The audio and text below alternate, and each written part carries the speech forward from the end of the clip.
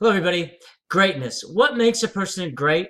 What are those traits or characteristics that translate into just the ordinary person who accomplishes extraordinary ambitions? There's people we study, and we study these people to find out who they are, what they become.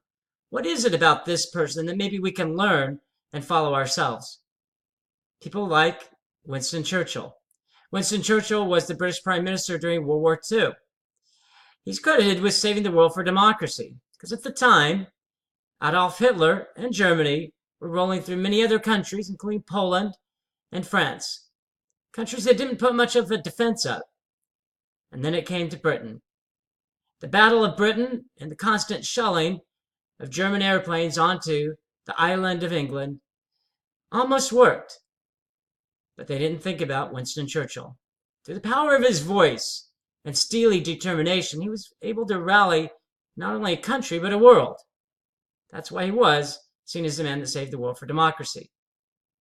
There's Mahatma Gandhi, who lived in India and fought against the resistance, fought for the resistance against a country that didn't treat his people well.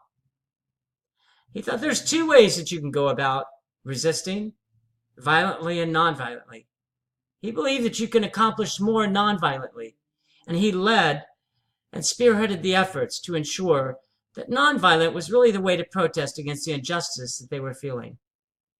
Did that for many years, often at the cost of his family. His home life wasn't that great. But he believed in his cause, and he believed in the outcome. And today, India is a free country.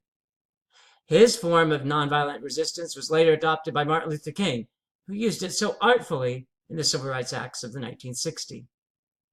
Albert Einstein, as well, is seen often by some as the most important person of the 20th century. He helped create the atomic bomb, which saved the world from Nazi Germany. And so many of his inventions and patents are still in existence today, and they light the path upon which we follow. Lastly, there's Joan of Arc. Joan of Arc goes back 700 years. She was born in 1412, died in 1431. She's the patron saint of France, and she inspired a French revolt against the occupation of the English. She became an unlikely heroine. Just the age of 17, the diminutive, quite small person of Joan successfully led the French to victory at Orleans. Her later trial and martyrdom only heightened her mystique. She once said, "One life is all we have, and we live it as we believe in living it. But to sacrifice what you are and to live without belief, that is a fate more terrible than dying." Quite well said. And that's why 600 and 700 years later, we still remember Joan of Arc. So what do these four people and others have that make them so unique, that propel them to such heights of greatness that others can just wonder at? They had four attributes. They had passion for what they were doing. And that passion, if you follow it, can give great voice to your cause. They had determination, because passion, just like dreams, are great, but utterly worthless unless you do something about them. They had a passion for their cause and a determination to achieve it. They had guts to do the right thing. It's not that difficult to be determined to achieve easy ends, or ends that just promote yourself. But to have guts to achieve something for others, often at the expense of your own life, like Joan of Arc, that's something to be said. And lastly, they had a never give up attitude.